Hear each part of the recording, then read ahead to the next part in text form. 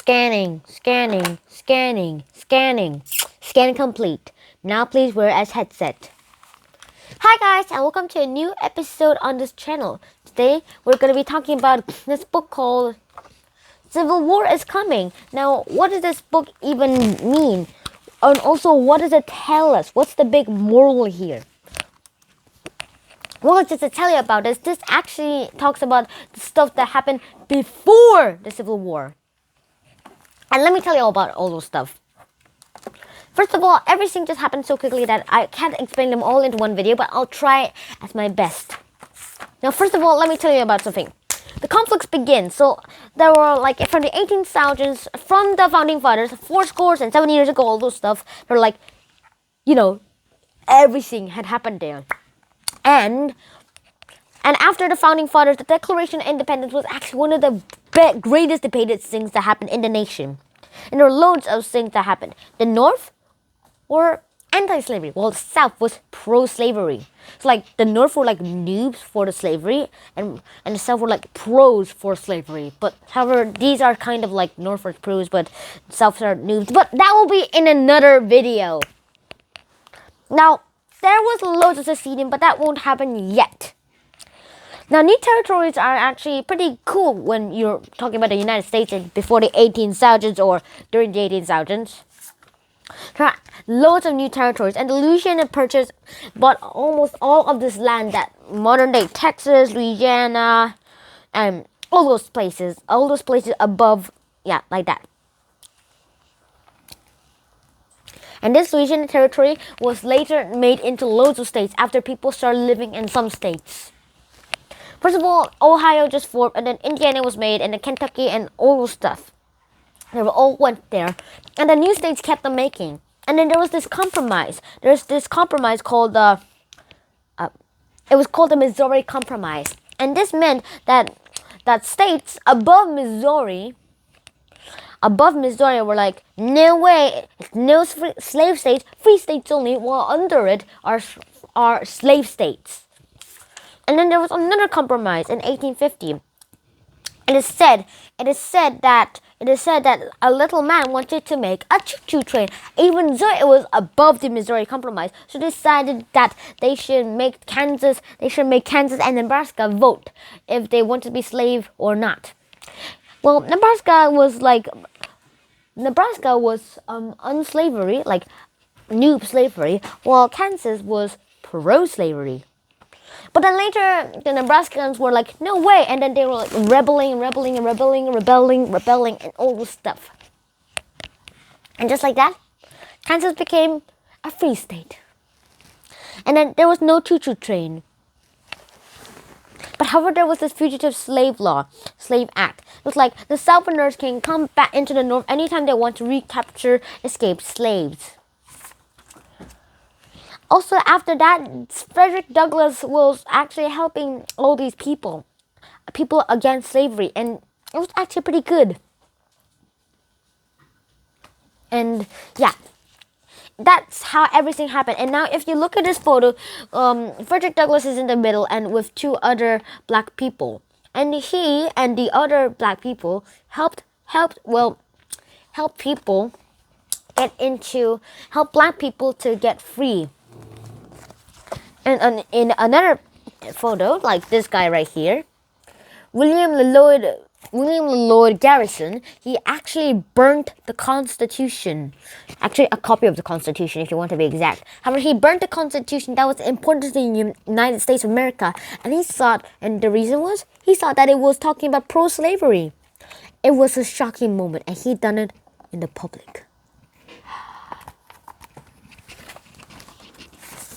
Now, if you're talking about others, actually about that bleeding, and then there was bleeding Kansas. If you remember what I just said, about that voting about Kansas, that times were called bleeding Kansas.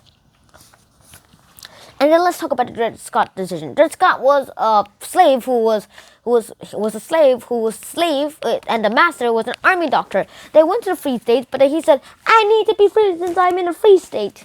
But then later, the Supreme Court said, "You're a slave, you're a property, you are not a citizen." And it was like that. And then it's going back and forth. But then later Dred Scott's legal case was actually re-examined, and it took 11 years. And he was well, it's not known yet, but we'll get into that later.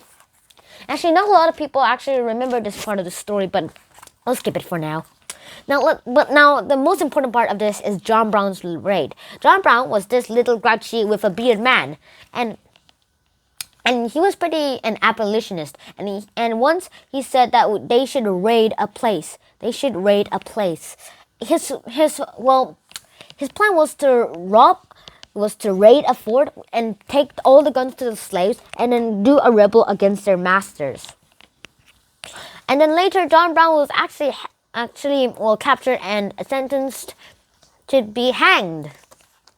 And this is exactly what happened. And also, I actually once watched this in another video. Like, one person said, 1,000,000 John Browns. And the other one's like, 1,000,000 John Browns. And thinking that a John Brown farm, like, shaving the beards, and the beards are for money.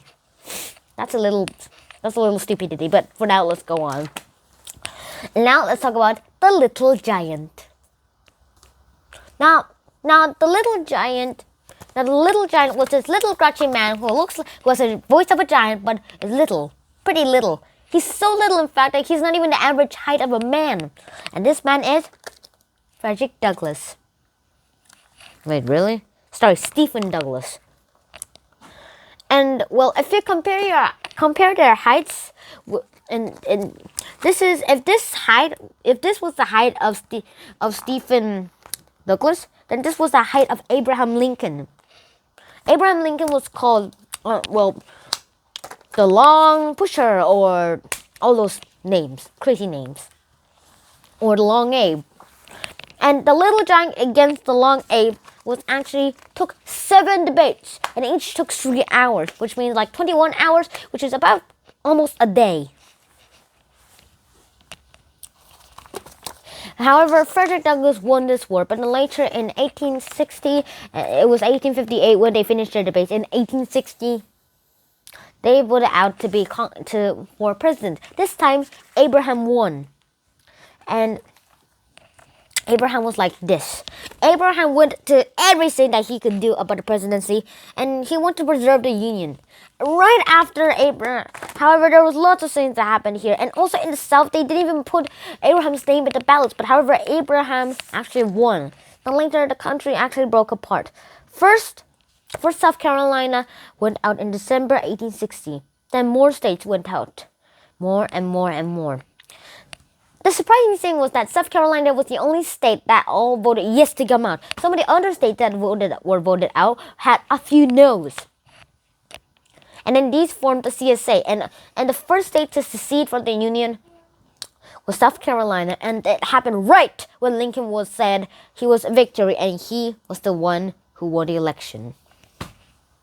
Now, here's why. A lot of the people who were born in their state are loyal to their states. They said that they were more loyal to the states than their union. So if you're born in like Texas, it's like you are more loyal to Texas than your old United States Union.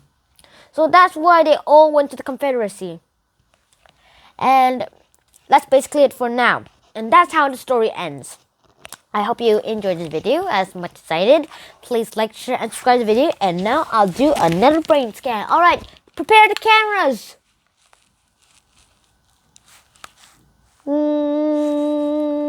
Scan complete.